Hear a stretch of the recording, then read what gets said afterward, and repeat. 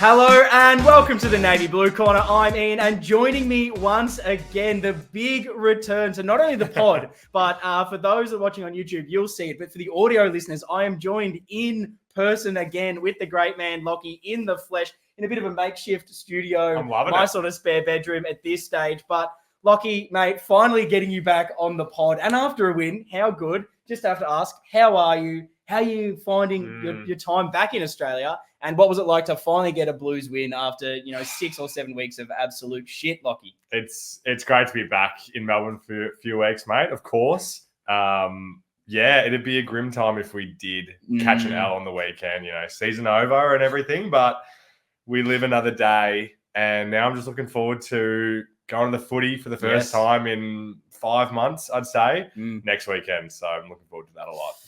Absolutely. You've come at the right time. Maybe this is the spark that the Blues needed. They needed Lockie back in Australia, because I know there's been a lot of people on the podcast, listeners out there, letting us know anytime you leave the country, the Blues start to win games of footy. We all of a sudden started to go on second on the ladder. Mm-hmm. Are you kind of happy things maybe slipped off a little bit? So now you can come in as the saviour to end the season. Is that something that you've considered when making this journey back? Yeah, it was tough last year, and then it became a trend this season when I left as well. So I appreciate the feedback in the DMs from everyone telling me to stay away. But no, it's good. Now I'm a good omen again. Yeah, everyone was saving their money to try and keep you over there. Now they're saving money to flights to keep you here. So exactly right. We got you in. Right. That's all that matters. Now, it was a big win on Sunday, Lockie, but I know a lot of people saying they're just going, look, it was only West Coast. It's not that big a deal. But I think when you look at that game, just how undermanned we were with the key personnel out, we've only been able to scrape together one win in our last 6 games, struggling for form, confidence. We needed to win this game to keep our season and finals hopes alive. So being able to get that done with the personnel that were actually out on the field this week, how big a win was that, Lockie? It's super big to me. I mean, I'm honestly a little surprised that narrative has been there. Like, we were betting underdogs going into this game. Like, people would, no one was confident that we were going to go into this game. I remember I saw on Terry's review earlier today that, he was just hoping for a win, any kind of win in this game. And I was feeling the same way. So I don't think we can just now, after the game, win by 60 and go, oh, well, it's only West Coast, because the majority of people thought that they were going to win. So, yeah. Yeah, no, that's the crazy part of it. And that was kind of what I was getting to a little bit on the preview episode where there was a lot of chatter talking about us, for the rest of the season, and we don't even want to make finals. It doesn't matter. I think that narrative was so stupid, because we wanted finals so bad last year. We want to be that ruthless team that's able to win every single week. We need to go into each game, no matter who's out there, thinking that we should be winning. And like you said, going into that game, we weren't even favourites. No one was thinking we were going to win that. Carlton supporters, we weren't confident. I was hopeful, but I wasn't confident. I didn't know what I was going to see from the players out there. Yeah. If we were fully fit and we got a 65-point win, we all would have been incredibly happy after that, knowing we didn't have a forward line. So much was going to change. The lack of confidence from these boys as well. To go out there and then perform the way we did, know that we've still got that in us. I think that's just so massive, not only just the confidence that now builds from those boys to know that it's still in there. Yeah. It was just the joy I think I saw from them that I think was one of my biggest takeaways in. Love it. You know how, we've all played sports. We've all had things at such a lower level where when it's just not going your way and you're not getting those wins, you're out of form and the pressure is building. It doesn't become fun anymore. And these boys, you just needed to see them smile out there and actually have some fun with football again. I think that's what this game can hopefully do. Are we automatically just going to be back to form, back to top 2 form because we beat West Coast? I don't think anyone's going that far. But knowing as fans, we haven't seen that Carlton in so long. It just brings you a bit of happiness to walk into work on Monday morning and finally be happy. It's been a absolutely grim last 6 weeks. Oh, it's right. And the confidence thing is very true, I think. I think there was a scenario where we stumble over the line in this game and get the win, and we're not sitting here with more confidence. And we are saying, it was only West Coast, and we only just managed. But this was a game where it felt like there was so many elements that enabled that confidence to grow. Youngsters kicking their first goals, like Kemp doing what we hoped, like Cripper showing that he's still him. Like all these different elements help to raise that. Like Ollie Hollands is another one. Like how many people have been down on him?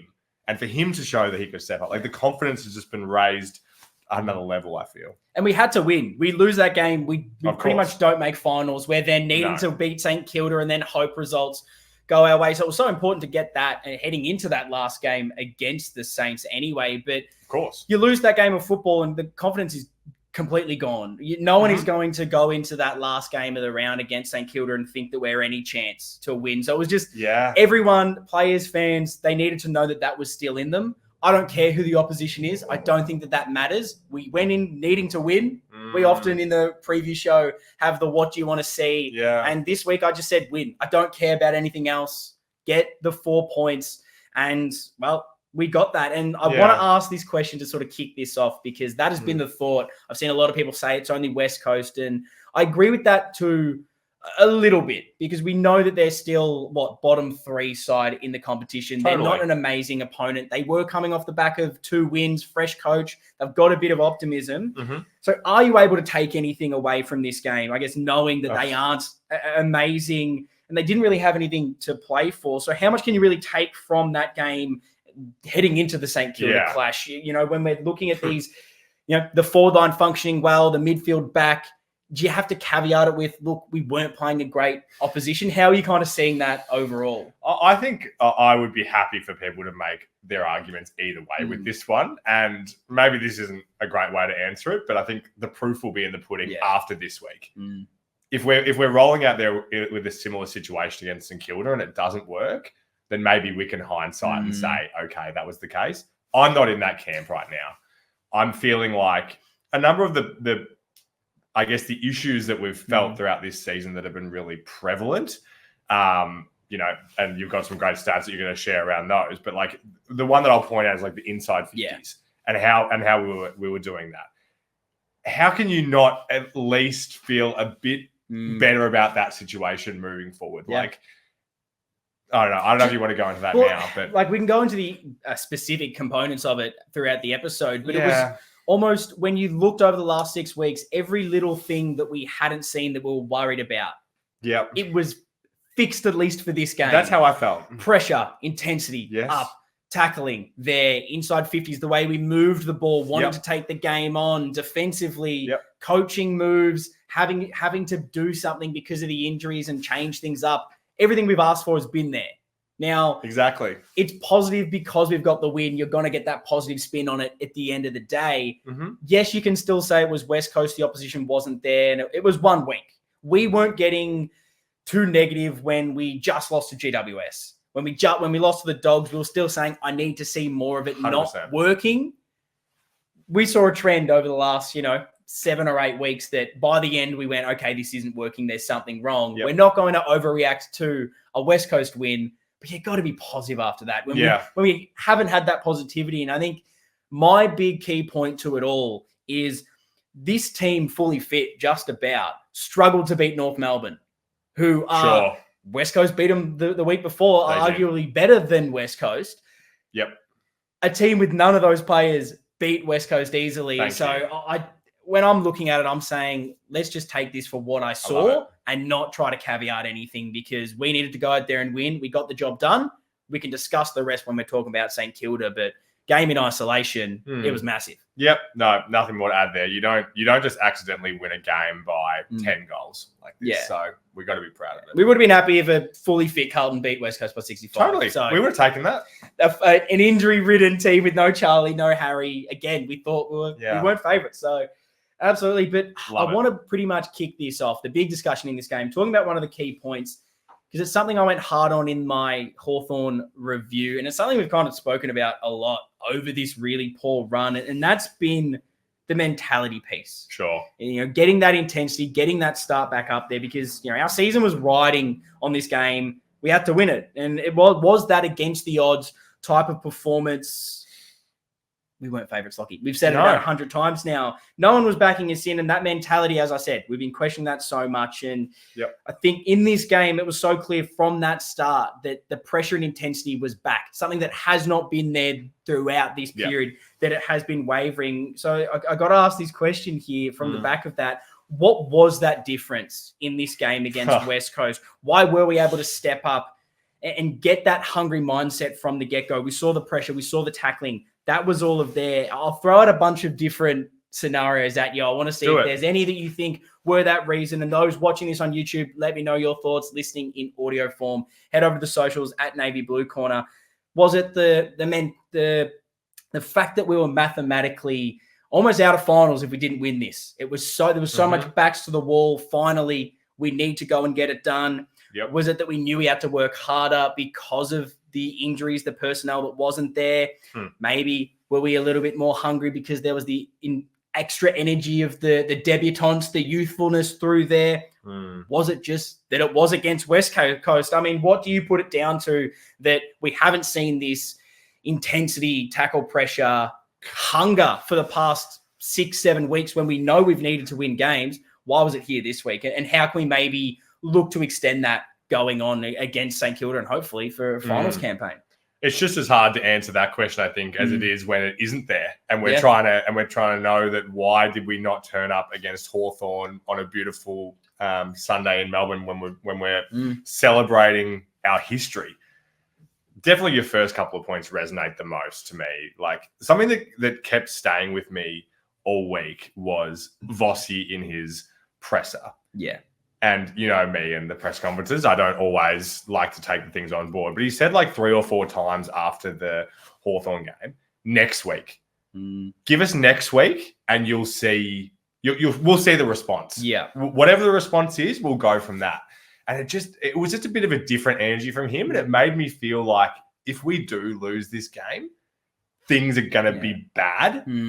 So they're just, and it's hard for me to kind of quantify what that was, but that somehow instilled me with extra confidence that the boys, I was like, they are going to come out in a different way. And they did. I guess, what do you make off the rhetoric? It's been something that I've discussed a lot. I probably changed my opinion after the Hawthorn game on probably the Collingwood chatter the week before, in the way Vossi was talking about everything and maybe giving him a bit of an out, saying he loved the fight back, and maybe that leading to a mentality shift in that Hawthorn game that sort of gave them the out and they maybe took it. Do you think that we needed to have that mentality of, we'll get the response next week 5 weeks ago? Because why now? Why was it only after that Hawthorn game that was the final straw? When we weren't playing good football for such a long time, that response almost to be negative on Vossi needed to be there weeks ago. Why do you think that that was happening now? And do you think that maybe, I guess, mindset shift has led to this performance turnaround? Well, that's what some, I guess, hypothesized, wasn't it? That a lot of the losses that we've had have been against teams that had more on the line, seemingly, like quote unquote. And obviously that pissed us off into thinking that, well, there's no way that we should have been feeling like things were done and dusted after round 15 just because we were in good form. So, look, it's actually not something that I can even try and like I said, quantify or try and understand how it can come next week. Like, if you want to take it at that value, that because the season was on the line, then the season's on the line every week now. So does that mean that we're going to be able to go deep? Like, if you want to take that stance, then that's super optimistic and great. Yeah, I think obviously the answer would probably be everything, every aspect of that. I was excited as a fan to see some debutants and just to see us have to do something different.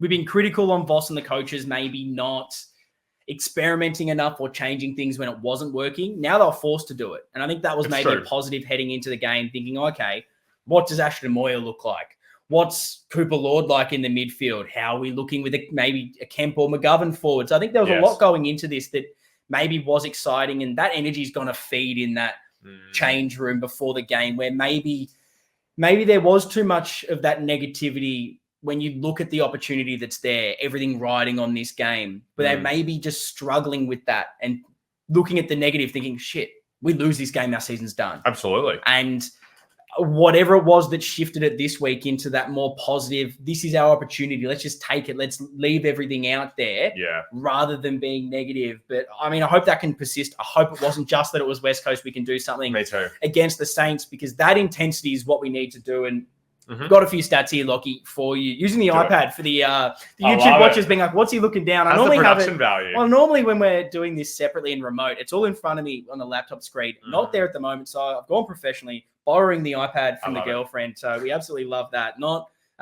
rich enough to borrow myself. So I'll happily get there. Stinge off someone else. But pressure, Lockie. I mean, that was the most inside 50 tackles at 20 that we've recorded in the last 7 weeks. You have to go back to our win over Geelong to see a higher inside 50 tackle number. And that is more, that 20 inside 50 tackles this week, that is more than we have recorded against Hawks, Pies, and Port combined. Yeah, it's crazy. It's ridiculous what we're able to do. And then, even looking at halftime, just to give it, there wasn't something that was maybe later in the game when it was done and dusted. This was from the get-go, because at halftime, we'd already laid more tackles inside 50 than we had in the total of the games from the past 6 weeks individually. That is more at halftime than we laid against the Hawks, against the Pies, Port, North, and Dogs, and GWS. I mean, that is ridiculous that it was finally brought in this game, and that energy was across the board. I guess, what did you make of that pressure, intensity to hunt the ball, and particularly locking it inside 50? I will get into the forward maybe discussion a little bit later, but what did you at least make of the pressure around the ball, and maybe what led to that? Totally. Well, it was obviously super, present from the start. I think, to your point before, it's an amalgamation of a lot of different factors that I guess went into it. And it was inside 50 pressure. It was all over the ground pressure. Everyone in the team had a tackle except for Gov. Like, that's a massive thing to be able to say that 22 guys were contributing in that way. And it wasn't even just like one bloke laying tackles. Like, how many times was it 2 guys taking someone down, 3 people going in? It just showed that hunger, I think. Like, it showed that it was a focus. Do you think that the inside 50 tackles, because it's been slightly, I guess, skewed when you've looked at it over the past few weeks, because we weren't getting the ball inside 50 to start with. Like last week, we only had 2 inside 50 tackles, but inside 50s in general, we didn't have them due to a multitude of reasons. Totally. That's almost been a little bit of a trend over this past month. And then getting the ball deep. Do you think it was just the amount of inside 50s, the way we were delivering the ball, or was it the way we were actually tackling and the energy inside forward 50 that was allowing us to play that way and get those numbers? I lean towards delivering the ball for mine. Like, obviously we were forced to play in a different way. Like, there was no way that we were going to be able to win this game. I personally, bombing it in there on top of Jeremy McGovern to take the intercept marks record. So because we played in that way, I think it played into the hands of our smalls and everybody, not just the smalls. Everybody played their role, I think, in that pressure. Yeah, and they needed to have that buy-in this week, I think, all around. And that maybe that adds to the reason why that intensity was there from all of them. They knew so much of the task this week was going to be so much more difficult. We were trying out different things in that forward line, so everyone had to be switched on. There was just a heightened sense of pressure on us, and if we didn't bring that pressure, then we weren't going to win this game of football. So Vossi's been harping on about it, that we needed to bring that. That's our brand, that front half pressure, being able to lock the ball in, get those repeat entries. We haven't seen that for a while. We were the number 1 inside 50 tackle team pretty much all year. That has dropped off incredibly over the last month.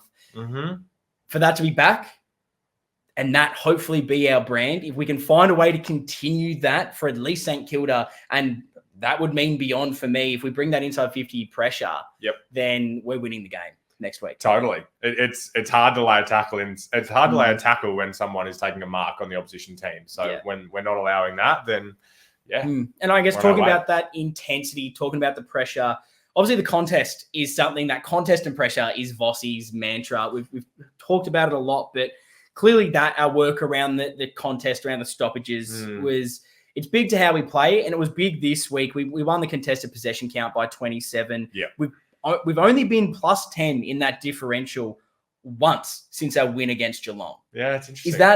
Is that telling? And then, we were also plus 46 in scores from stoppages. We scored 51 points to West Coast 5. I guess, what did you see that maybe brought about a change in our contested side of the game? And then to put maybe a negative spin on it, a bit more of a critical spin, does this maybe demonstrate how vital winning that contested side and stoppages is to our game style? And if so, is that a bit of a problem? Interesting. I think with the first part, I guess a positive element of this was we were putting a pretty strong midfield out there. I think everyone wishes that DeConing was in this team, but it was still Cripps and Hewitt who are in great form. Walsh, everyone has, a lot of people have different opinions on his form, but I think going in, you would hope that we would win in that way. Didn't know what we were going to get from Pitto. You would think that with the rucks of West Coast that he would be able to step up and play a really strong role in that. And I think it was a positive performance from him. So I think that was great. But to the second part of your question, I'm not so sure how I think about it in the grand scheme of things. It's a difficult one to answer. It feels like at stages we've gotten the turnover game working so well, but then the contest drops off. Yes. It feels like a trend with us almost since Vossi's taken over, when you just look at his tenure. I don't want to look further back because it was different regime, but we've never seemingly got everything right all at once for a long enough and sustainable enough period. I know Vossi's talked about consistency on a multitude of ways in the presses, but contest has been up, scores from turnover down. Scores from turnover go up, contest goes down. Felt like everything was kind of there this week. Definitely the contested side was there, and that's our bread and butter. And I just think if that's not there at all, don't even worry about the turnover game, because we're not that side. That's not the way we're meant to be playing first and foremost. So I think it is vital to us, but maybe you can look at that as a weakness, but we need to be looking at that as a strength. If this is what our game style is based off, winning it there, winning those clearances, and we've got the cattle, that's the reason it's based off it. You've got Cripps there to win the clearances, Hewitt to get the ball out to guys like Walsh. We threw in a guy like Cooper Lord that I thought played really, really well, handled himself perfectly. Absolutely. He was someone that wanted to win the ball, be strong in the contest, get those hands out quickly. I think it is a positive that we need to look at now and maybe stop being so negative on it and look to win this area back, because you can talk about turnover, you can talk about transition, anything you want. If you get your hands on the football first and get it moving your way, it leads to those inside 50s. Then the forward line can bring that pressure. So I think it's a vital part of our game, but I think it should be. Yeah, no, I that resonates with me. It's tricky for me to understand it because, like I said, it's the same guys, right? Yeah, so what's different? Is it Cooper Lord? Was he the only difference? Did you notice? I shouldn't say it's the same guy. Did you notice anything different this week, or is it again just that West Coast midfield maybe isn't that strong compared to maybe what we've come up against? Yeah, I guess so. I look at that midfield and I go, I'd say it's their strongest area on the ground. To me, though, I mean, Cooper plays really well, right? Like he pretty much only handballed, but he was a great link in that chain. Like it felt like often Cripps is the one winning it, getting it to him, and then he's the handball to the outside guy. Like that added a nice element. There's definitely a cleanliness aspect that maybe hasn't been there. And I feel like everything goes back to this mindset principle that we were talking about, just being that little bit more switched on, having that intensity to not only tackle around the contest if you don't win it, but when you do, using the ball smartly, using it quick, getting that disposal out there. We've been so fumbly the last month and a half. We get the ball and we still don't make the right decision. We're handballing to someone else under pressure.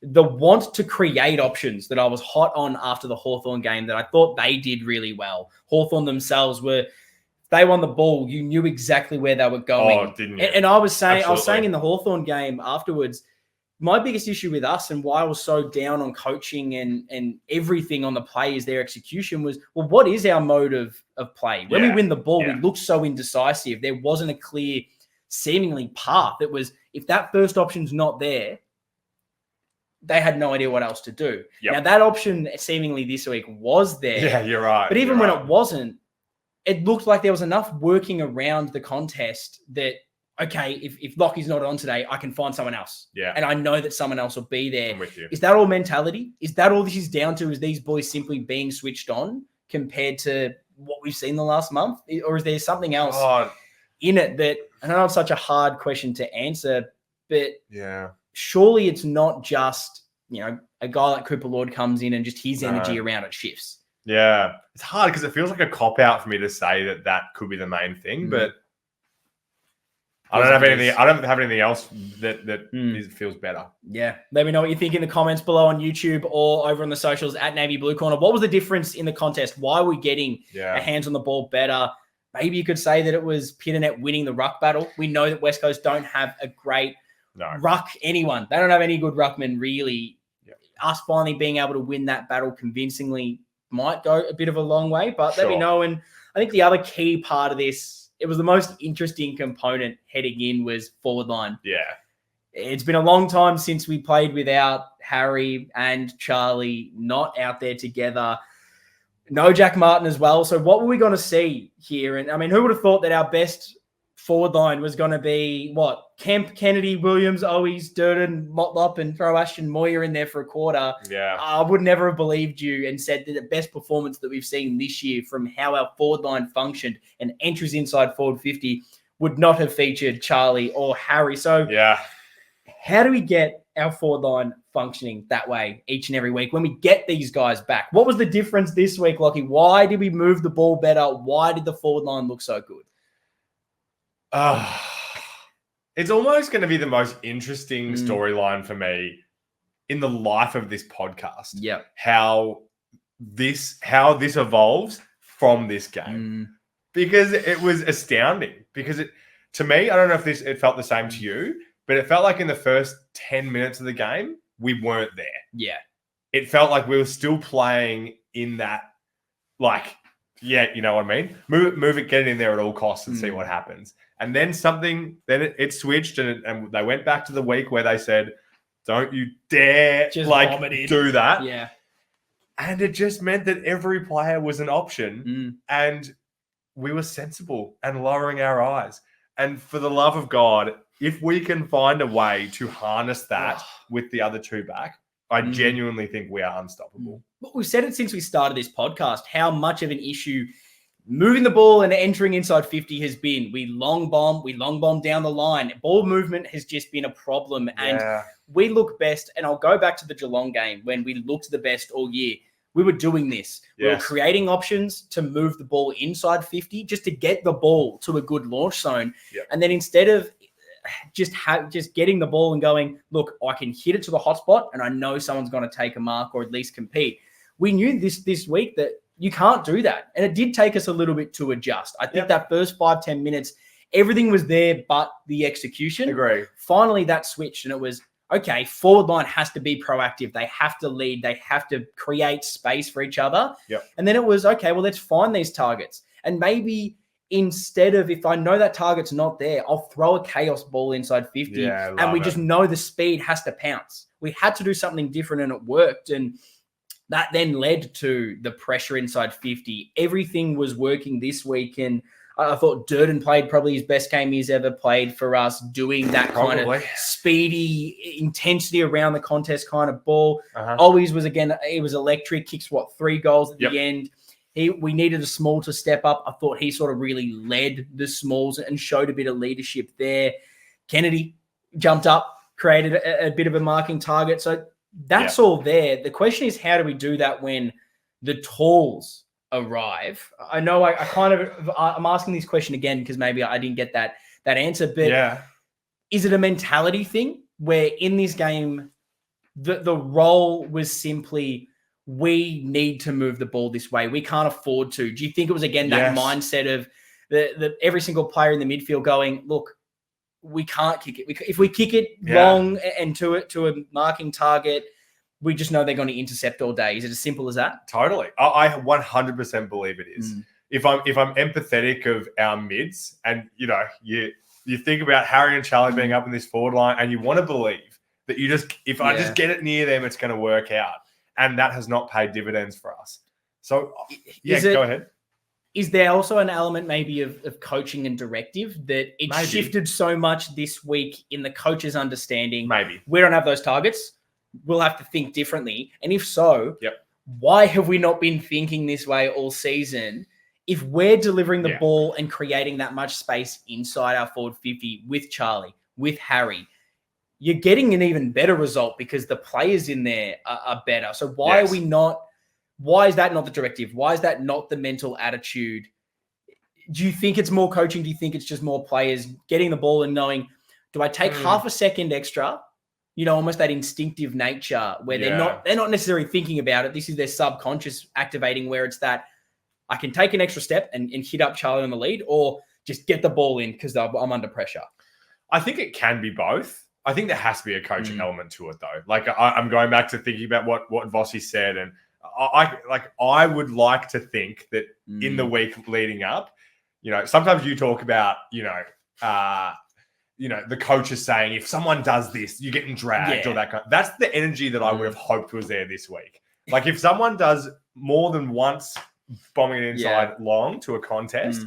Like you're subbed or something. First person to do it's getting subbed out and Ashton's coming on. I don't give a shit. And the reason that I'm so fired up about this is because in theory, if teams are going to now double team Charlie when he comes back, there's going to be a free man to do this. I think that's what's been the most frustrating part over this period is, that should have been what's happened the whole time. I have no answer for that.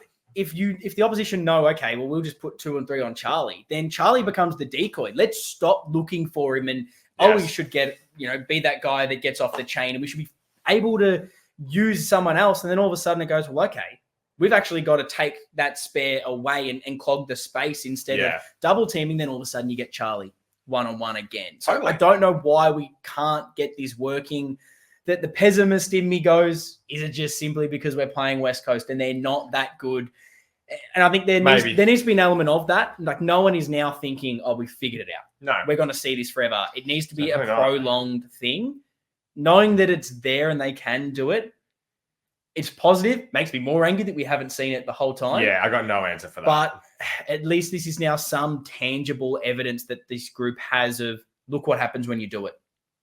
So make sure it happens. And I guess the big talking point off the back of this was one individual in that forward line. It was the one that I wanted to go forward over maybe McGovern, over a Lewis Young. And that's what they did. Interested to get your thoughts on that as well, what you wanted to see from the forward line. But it's obviously Brody Kemp kicks 4 goals, goes forward. So the question is, Lockie, is he a forward? Lol. Is he a forward now? We've got one game. He's been a bit shaky down back. I was calling almost for him to be dropped because of just the gap he's giving his key forward. Goes down the other end, kicks 4. Is Kemp a forward? I don't think I actually had an opinion on who I wanted to go forward, but I thought that it was going to be Gov. Yeah, interesting. I thought considering like his form a bit, it just felt to me like, hey, maybe that's the circuit breaker, him versus Jeremy, that whole narrative. Like maybe that is what we need to get over the line. But obviously it works super well. And I think the interesting part of it to kind of wrap up our Inside 50 discussion as well is that there was times where you can just kind of get it long. And, if it's one-on-ones or 2-on-2 matchups, then he can get up and take a big mark and those kind of things. So good on him. Yeah. And the reason I think I wanted Kemp over a guy like McGovern was simply when we were trying to move all these magnets around, knowing we couldn't just keep it the same. We had to do something different. Was what's almost the minimal effect I can have. And I was looking in the defense going, who's better, Gov or Kemp down there? And it was, it's Gov for me. I think he's a better interceptor. And I think at least ball movement-wise, getting the ball out of there, he's better. If to replace either one of those, it's Lewis Young, who's more lockdown, then that replaces probably the highest strength of a Brody Kemp. I think he's better at defending than a guy like McGovern. So it was, let's keep the best parts of our defense down there. That then unfortunately means a guy like Brody Kemp gets pushed out of that. Yep. What he was able to do in that forward line was exceptional. It was exactly what we needed, a target. Perfect. Someone being able to lead up and take a mark. I mean, that massive grab, he takes over everyone, that athleticism. It's amazing. Interestingly, the conversation out of this, there's two questions I want to ask kind of off the back of this. One of those is around that third tall. And it seems right now that third tall is maybe someone like him. It's someone like Silvani. Is that what you see maybe that forward line role being at the moment? And is that something you probably see Kemp being from now on when you're looking at this forward line, seeing how maybe it works? with a third marking target. Is Kemp that guy, or are you still looking at his future being as a defender? This is a very interesting big picture conversation, which I hadn't put a lot of thought into. But my first question back to you would be, if, let's say in a hypothetical world, I'm not trying to go too far, but we've unlocked something here with the way that we move forward. Do we need a third tall? Well, I'll answer that question because that's my next question. Okay. So we'll get to that. Okay. But as far as I want a definitive answer, yes, at least on the first part of Brody Kemp, is his future down forward as a marking target if we go a third marking tall, because I think you can almost rule out Jack Martin now and say we can't plan whether he's there or not. We can't plan it as him being that third target. Yes. If that's the role we want, we needed that extra person in there. Is Brody Kemp someone that you see, or is he straight back to defense when we get everyone else back? I'm open to that conversation. For me, Lewis Young is not a best 23 in our Premiership team. If we bring someone else in, obviously now that's my a idea is conversation. we're replacing Brody Kemp with someone bringing into the club. Okay. You do that, is Kempy now forward?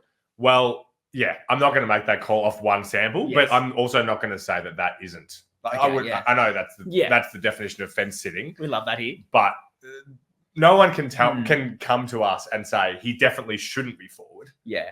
I agree with you. I think it's ridiculous to just say I've seen it once against West Coast, so all of a sudden Brody Kemp's a forward. We'll never put him down back. I think his future's down back. That's where I see him long term.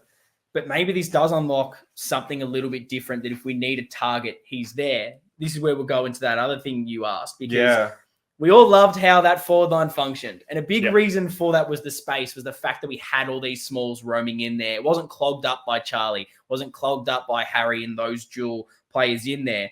All of a sudden, everyone's immediately said after this game, beautiful. We bring in Harry, bring in Charlie.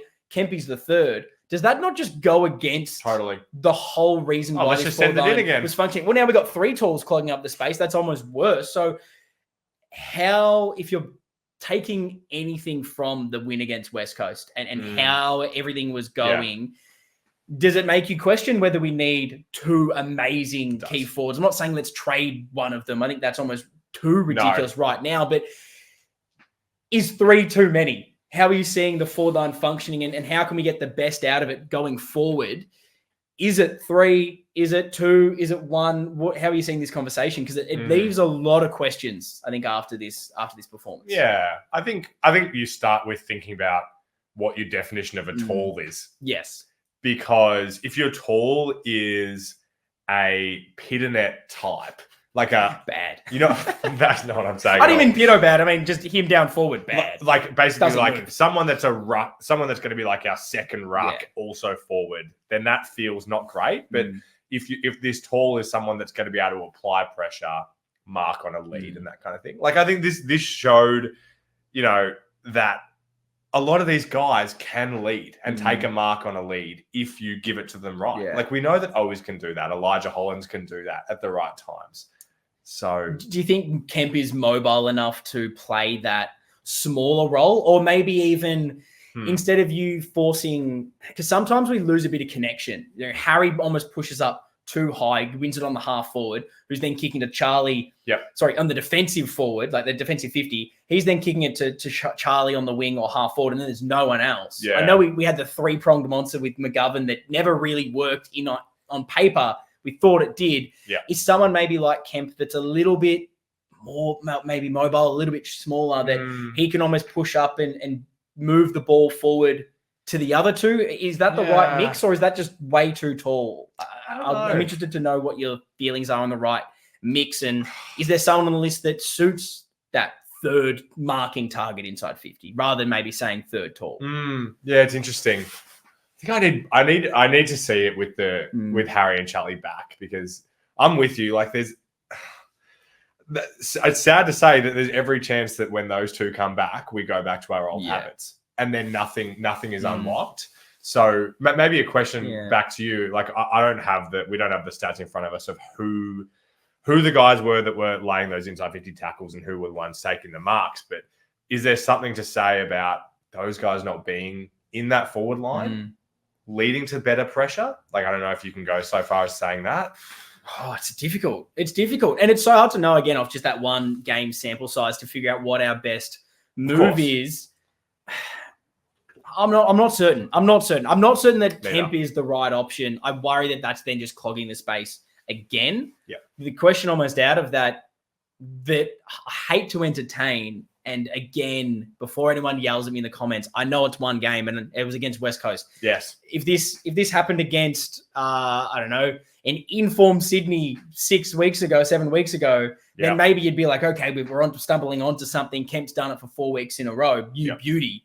But my worry now is that Charlie and Harry, we've never really seen it be perfect all the time. We've had these issues of how do we move the ball? They're in each other's way. Yes. We only get it in a few games here or there where it seems like everything is working.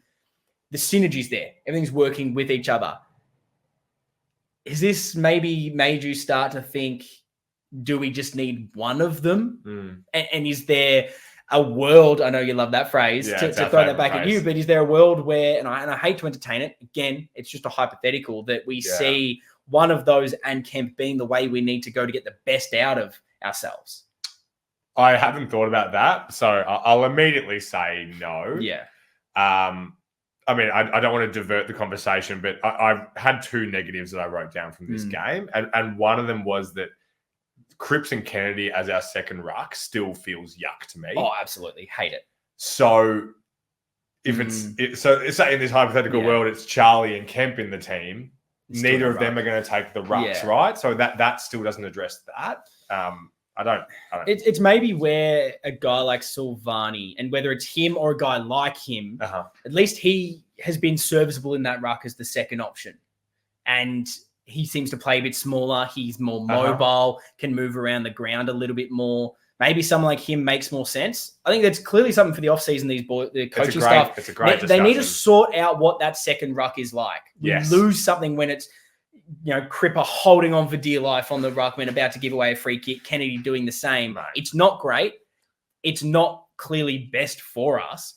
So who are we carrying into those games? I think there is need for someone else. I agree with you. I don't think anyone is seeing one game from Brody Kemp against West Coast and saying, oh, who cares? We'll just trade Charlie Curnow and don't worry about it. But it does beg the question of, how do we get the best out of this forward line when it seemingly works and looks so much more dynamic, at least, when it is small? And what can we take from that and use those little things to form the best version of ourselves? Because we're a slow midfield team. When we go tall in the forward line, it feels that way as well. How can we, with Harry and Charlie, ensure that those smalls are hitting the ground running, that there is energy in there? That's the next step. Yeah. And we've got to find a way to do it, because we're not trading either one of those, and I would not be entertaining that possibility anytime soon. I want to run a simulation where the exact same thing happens on the weekend, except put Kemp in Young's position and bring Charlie in. Yes. So it's one of them. And, hypothetically, they're now going to pay him even more attention than Kemp. Is it a better result? Are we kicking more than 99 points in that scenario? Yeah. You would hope so, in theory. The more we have this discussion, the more it really, in my head, is going back to the way we move football.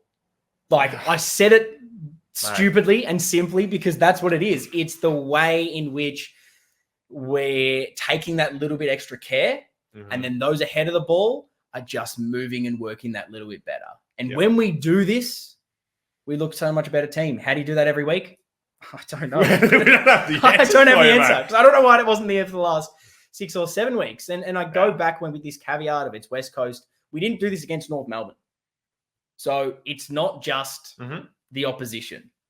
There is something more to it. And agreed. Maybe it's a little bit of this, Lockie. That the other big point I wanted to talk about is that youth and maybe the return of some of the role players and getting those performances out there. So just kind of want to get your almost spitfire thoughts on what you thought of each of these guys in there. We'll start with Jackson Binns, who wasn't a debutant, but I'm calling it a debut because I call him a debutant. 5 minutes against Geelong doesn't count earlier in the season. So what did you make of Binnsy getting a full game, getting a run? Did you like it? Can you see him staying in the team for next week and maybe for a little bit into next season, sort of projecting towards the future? Because He's been that player for the last 2 years that has put together some really good form in the twos, hasn't got that opportunity. We've finally seen at least one game. Was there enough that you're happy with? What did you make of Jackson Binns? Yeah, I was super happy that he got his goal. Obviously, that was a great moment. Great goal too, outside 50. You get the monkey off the back early, which is really nice. And I think he obviously grew in confidence as the game went on. I'm happy to think that he would have walked off that ground feeling proud of himself because his first few contests weren't good. So it was great to go from that to a player that hopefully was feeling really confident. So there's no reason for me to say that there's no way that he has a place in this team. Like maybe he just grows on a trajectory from here.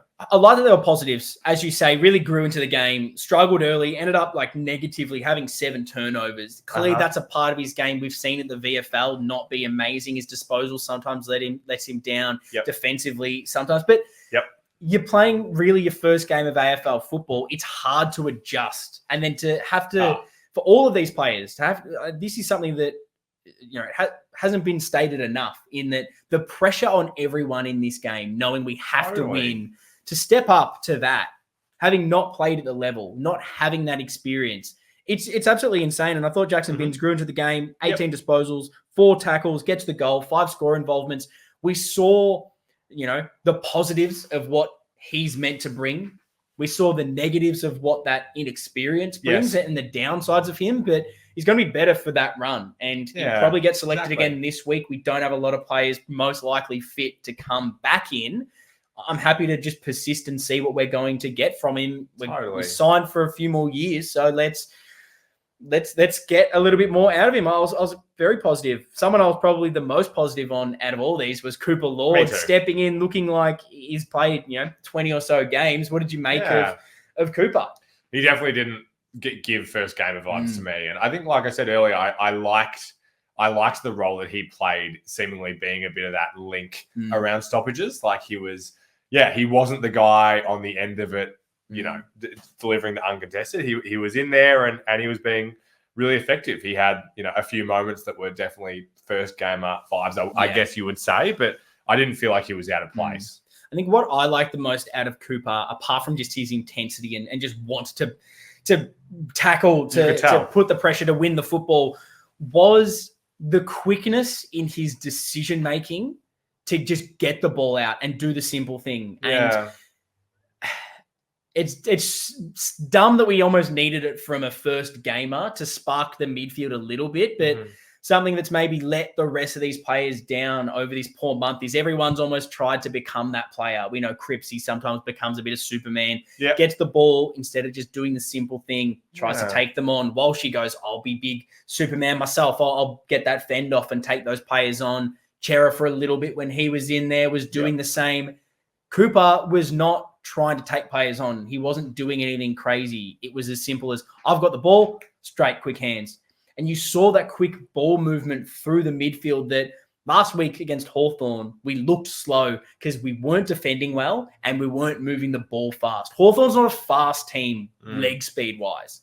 That midfield is slow. Warple, slow. Newcomb. There's no pace around that midfield, but they moved it quick. We did that this week. And it's not all him, but I did like that there was that element with Cooper, just the want to, I've got it and I'm moving this ball straight away. And whether that was a little bit down to, first game pressure of, I don't want to get tackled. I know it's going to be hot. I'm expecting the pace to be there. I've seen that quickness in VFL level. That is something he's done. Love it. And I think that's a big thing going forward. 15 disposals, 3 marks, 9 contested possessions, 4 score involvements. Keep him in this team. Yeah, you feel good about him running it back. Yeah, and then only gets a quarter. Firstly, what do you make about another debut as the sub, Ashton Moyer? Are you not fussed? Do you hate it? How do you see the debut as a sub? I mean, when I saw it, I was like, yuck. Yeah, but can't tell you who I would rather as the sub. Like, are you going to have? I mean, I agree with you. I'm thinking of Binns as a debutant. So you're having 3 debutants and then Chincotta as the sub. Like that also feels Durden strange. Out of it. That probably would have been my call, but then Durden ends up being one of our better small forwards until the injury, which is just the worst luck for him because we've been a bit critical of him. Fair enough. I think the output hasn't been there. That's what we expect of Durden. We're critical because we know he can be better. He showed that on the weekend. But as much as I don't like Moya being the sub, it does come down to we're so unhealthy right now. Everyone is so injured. Yeah. We had no one else, and it's not great. However, there's that element as well with the pressure's off you. You can just enter this game whenever. Maybe you wouldn't have been selected because we don't think you're 100% ready anyway. We've had to pick you because there's no one else available. Yep. You can just ease yourself into the game. What did you make of Ashton's little cameo performance in the last quarter? Yeah. Is there enough there? Yeah, you got to be excited about it, don't you? Like that first mark up the ground was so strong, and then took his opportunity. That goal, like, is that one of the best first goals in AFL football? Yeah, what, second kick, maybe. It's got to be up there. You just got to be so happy for him. You saw the nerves on the bench that I can't remember seeing that before. Yeah. Like, at least them cutting to a player like that, which was really nice. So, yeah, again, he would have played 20 minutes of football, but you can look at that and say you're proud that he is a part of our club. The fact he took those strong marks is probably what I take away more than just the spectacular goal. Of course. Even though the goal it shows that X factor that we always talk about with a player 100%. Like him having that goal now and wanting to take it on, which we maybe don't have a lot of in that forward line. I just love that he looks like someone, and we've probably mentioned this a little bit throughout this season. He might be that kind of player that he's fine at VFL level because his position is difficult to play. But at AFL, when he's surrounded by better players, getting better entry, having better key focal points in that forward line, that you see him play better football. Yeah. I think that's him. And for him to get a bit of an opportunity, get the taste, get the confidence that was there in that game, we're going to see a lot better from him going forward. Happy to persist. And then I want to go to the role players I think deserve a bit of a shout out in this. Lewis Young goes back. And we've been very critical of Lewis Young. I thought that was one of his best games since that first season with us. He just played it simple, did the right thing, stiff for that, get that free kick against him. Thought he did almost nothing wrong there. Are you happy to continue? Because I brought this up previously, that more defensive, I guess, key position player, allowing Wiedering to float off a little bit more. Seeing it work, at least with the cameo performance of Young. Do you like that idea? Yeah, wow. More than maybe a Brody Kemp trying to attack a little bit more? That's a really hard question. It's hard for me in my mind because there's so many different combinations of how this team could look for the rest of this season, like so many different ways that the Magnets could move. I don't know. I don't know how I feel about that. Like you could, No, I don't have a good answer because like the role that Wiedering played in this game, obviously, I think you can say that Young, the way that Young did that enables Wiedering to play his role better as well. So that's a positive for that. But, I guess there's also the discussion around Young himself versus a guy in that maybe is what I like the idea of Young. That was good. Happy, very happy. Just kept it simple. Didn't rush, didn't make any silly mistakes like he can. But I don't trust Young to be that player going forward. But it was nice to see him step up and play the role he needed to. Absolutely. We haven't had enough of that this year when we need to rely on someone and they just maybe don't step up. We've talked about Corey Durden, but I thought he was another one.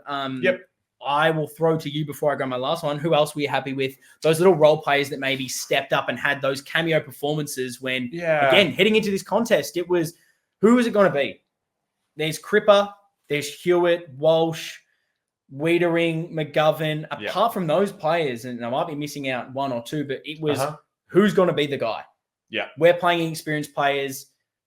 Who's going to step up? Did you have a few players that you really liked their role that they came in and played this week? The two that I wrote down, one was Cowan, who I thought... Unbelievable. Like he, for me, was our best player against Hawthorn. And then, to kind of keep that similar level and just the way he plays, like... so often I feel like or at least I take for granted how youthful some of these guys are with how they play. Second season, ridiculous. Even earlier this year, there were moments when he'd get the ball and you could sense just the the nervousness of they're having to think. You could see him thinking out there. The last few weeks, it's instinctual now. Yeah. And he's still going to make mistakes. He's still young. There's going to be ebbs and flows in his career. But to see the output over the last month or so when we've needed someone, as soon as he's come back in after getting dropped, I mean, you were correct mid-season saying he's definitely now sort of starting 22. I don't want to see this man dropped ever again. Right. I love everything about Lockie Cowan. And it's similar to Ollie, who was the other one that I wrote down. Big where game. I remember, I won't quote him, but Pommy said something last week that was like, so often a second-year player, even a third-year player, you give them that out of them being young. And it's like, they're still going to develop. He's only a second-year, third-year player. It's so great when these guys in their second season are able to start putting their stamp on it. And that's not to say that these guys couldn't keep improving far more, but they stepped up. Yeah, I thought that was almost Ollie's best game for us at the club. He's had some good games. That was close to definitely best game of the season. Yeah. I would say he just wants to move the game forward and get things happening for us. Yeah, at times his disposal by foot isn't amazing, but at least out of everyone, he's taken that kick. Yeah. And I will allow him to do it because for the last month, no one else has wanted to. Yeah. He wanted to do it last week when everyone went into their shells. For a second-year player to be doing that and almost having to step up, having Binzi out there as well. Maybe he felt a little bit of, I'm almost a senior player compared to these guys. And easily you could have gone back and said, no, I am a second-year player. I don't need that responsibility. Felt like a few of these boys stepped up. Agreed. Absolutely love it. Yeah, last one I just had was Jack Carroll, who we've seen some ebbs and flows with him this season. I just liked his movement around the stoppages, being that outside player. When he wins the ball, he seemingly wins it in space. Still not seeing him maybe winning enough of it or taking that real next step where I'm saying he's on the fringe every single week. But what I want out of Sam Walsh as far as positioning and getting that ball in space, Carroll was doing that for me this week. How we can get Sam Walsh to be that player in those positions, not sure. But if I'm getting that out of Carroll, that was the performance I needed from someone, and I'm happy that he was able to at least play that role this week. Yeah, I see what you're saying.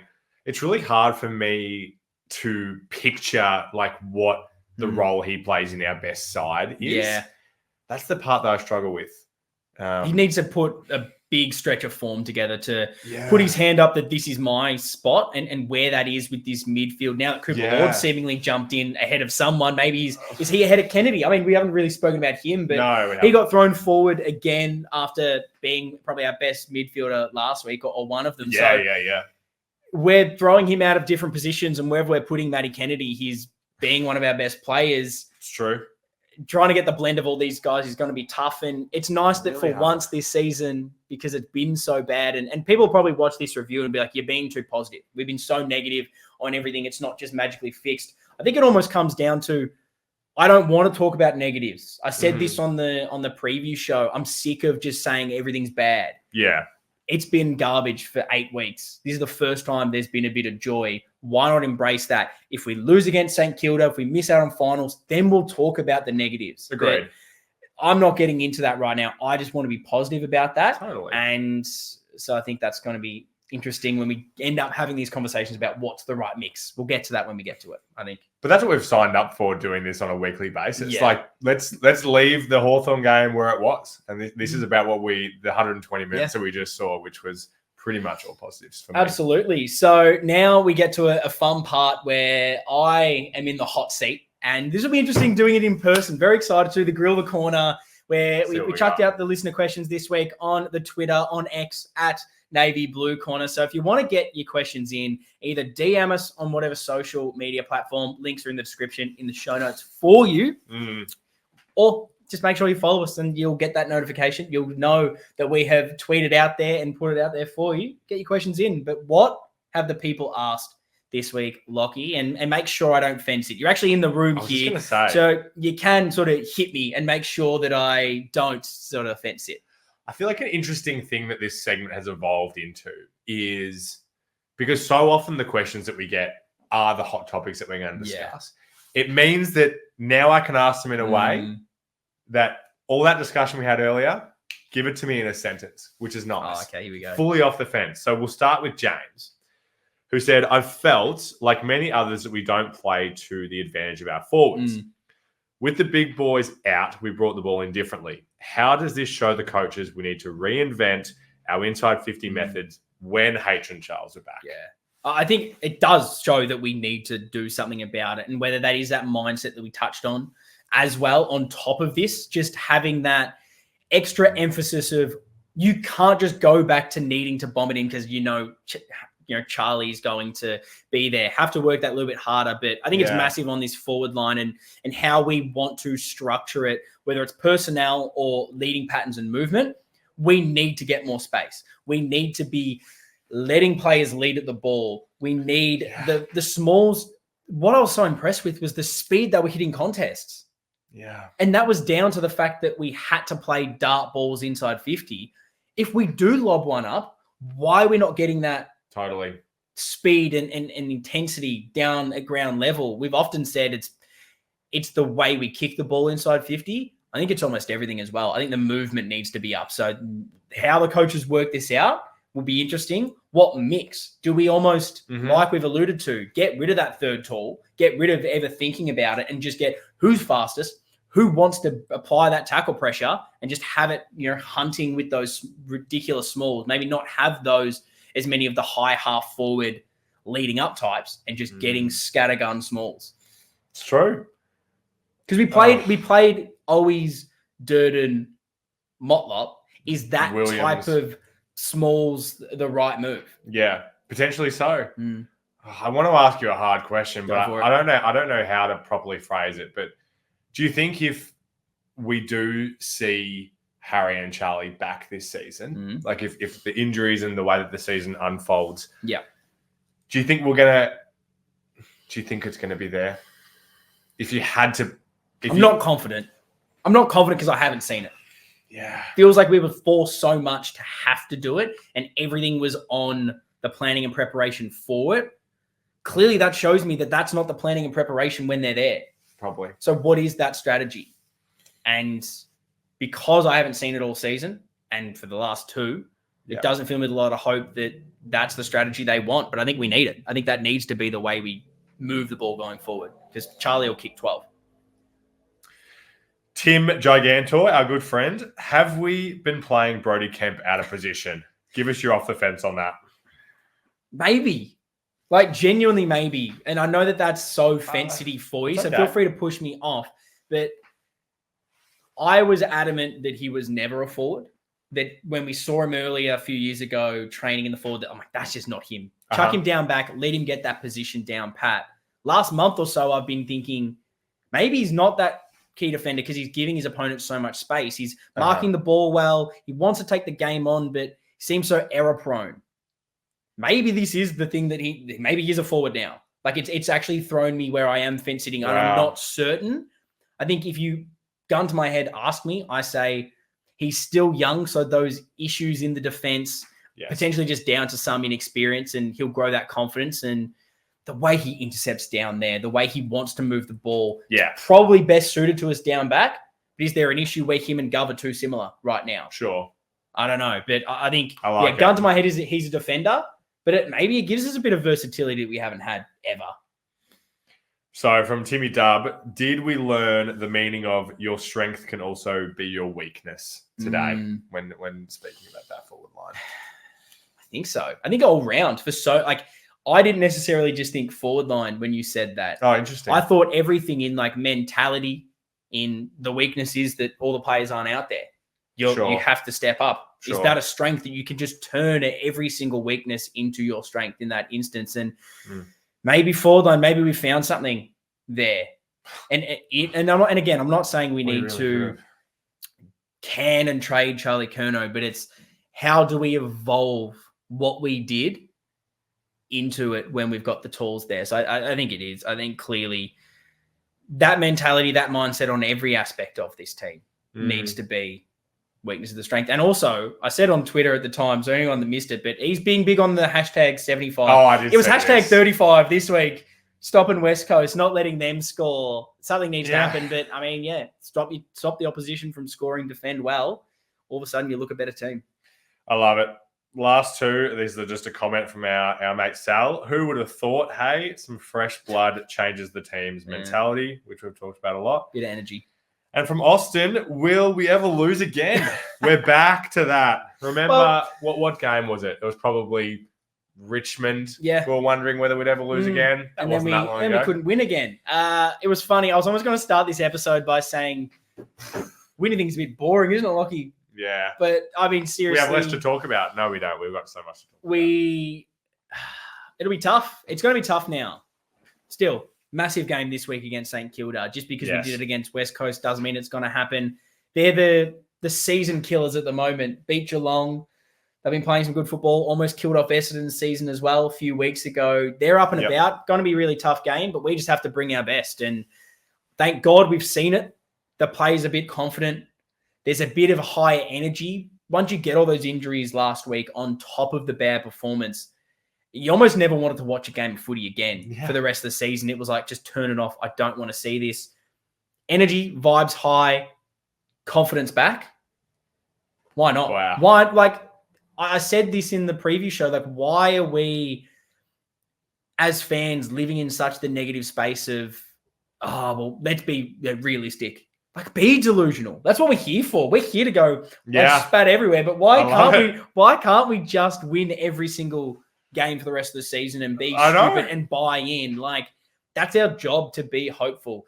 Once it ends badly, once it's not good, let's deal with it. Let's review it, find out what went wrong. But after this stretch of games where it was just so negative, and I went into Port, Collingwood, Hawthorn, I put my money on the opposition thinking we'd lose. I wasn't confident. Why not try to get more positive energy around the place?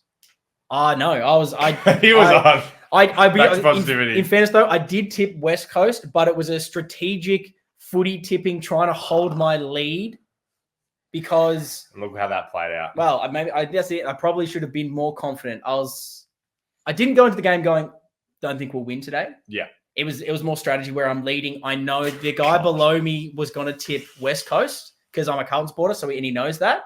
So I went the smart, safe option strategy-wise was to match his tips. That way, if worst case scenario, somehow West Coast do get the victory, I don't lose the tip. So a bit of strategy for me, but I'll be backing us in against the Saints. That's as you should, as will I. Is that the listener questions wrapped up? You've been grilled. Beautiful. So last thing we need to cover for this right here is the votes. Now, I'll need to get your votes from the last few games. There's been a few here or there where, unfortunately, we haven't been able to time things wisely. We'll get those votes, get them tabulated. But, Lockie, you 3, 2, 1. Really hard this week. For you as well? It was hard last week, but for different reasons. So it was good that it was a bit more of a positive thing this week. Yeah, totally. I think... Oh, man, I'm looking at what I've written down and I'm not loving it. So I'm actually going to change my one. I'm going to give... Well, who are you going to give the one vote to? Wiedering. Okay. I felt like he... Very good. Sorry, I was checking to see where I had him in my projections, but no, I did like Wiedering's game. He was obviously exceptional, but I feel like both of these guys I want to get in there. So I'm going to give Hollands the one. Yep. I feel like he deserves that recognition for the role that he played, obviously having to do something different this week. And then I had to give the 2 to Kemp. Because I think kind of, as we were saying, like looking forward to this game, if you said, hey, we're going to move someone from defense forward and they're going to kick 4, you'd be like, unbelievable. That is an incredible result, regardless of who it was. So I think he outperformed what he did. 3 to the skip. 3 to the skip. Yeah. It's an easy vote now. I have not looked at the vote tally since the midway point, since the last time we did it, and I assume he's just far and away still the leader. Imagine talking for an hour after that game and mentioning him. And not mentioning the fact that he pretty much put everyone on his shoulder leadership-wise and just led us from the front and pretty much was one of the biggest reasons why we won that game. Yeah, just bury that. Both of us at an hour and 10 minutes. West Coast player can kick a goal and he still gets shown on the screen as being the... You know what I'm talking about? Absolutely love it. No, I mean, massive from him. And he's been big all year. And I think the big thing this week was we needed someone to go with him. Thought we got that. Absolutely. I'll go in reverse because I still don't know who I'm giving them my 1 to. 3 was Paddy Cripps. 2 was Brody Kemp. Exact same reason. Yep. The 2 votes is the guy that steps up above what we expect from them. Yeah. I didn't expect Brody Kemp to go forward, and now we're having a conversation with some genuine merit of, is he maybe a forward? Isn't that wild? Have we fucked this up the whole time? Maybe. Love it. My one vote, I wanted to give it Lockie Cowan. I'm Yep. not. I'm going to stick to what I wrote here. It's George Hewitt. Yeah, he was my honourable. Yeah. Always very stiff again as well. Kennedy stiff. Plenty of Yeah. guys that could get it, but I just thought Hewitt was so massive in that midfield. Again, needed that to be where we won this game of football. Kim and Cripps stepped up. Absolutely loved it. Love it.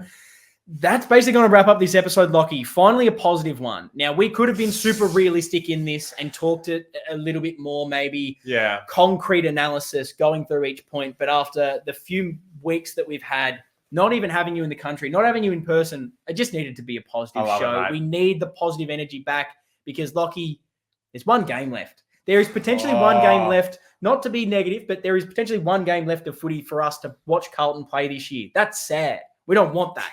We need to bring our energy this week and have a bit of fun towards St Kilda. And we'll be back on Wednesday, 8 p.m. on the Blue Abroad YouTube channel and wherever you get your podcast in audio form for our St Kilda preview show. It's going to be a big one. It's going to be fun to talk about, but mate, how good is winning again? Feels good. Nice. Let's win the next, how many? 4, 5? I don't know. I'm not good with the maths. And then I'll see you last week of September. Absolutely. It's going to be great. Up the bloody baggers. See you guys next time.